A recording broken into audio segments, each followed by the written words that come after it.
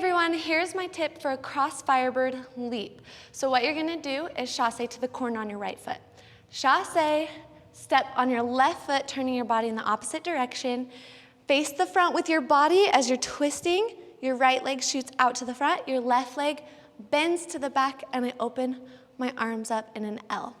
So my tip for you guys today is that you really want to think as if your hip has a string attached to it and it's being yanked to the corner. You don't want to chasse and then wrap your leg around slowly with your body lagging.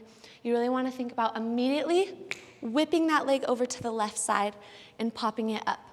So you chasse, step, bam, and your leg pulls over, keeping your body up and to the front. Now this is a really good tip for a cross Firebird leap. It's really fun. If you guys need more instruction, you can go and check the online course for leaps and jumps. Have a good time.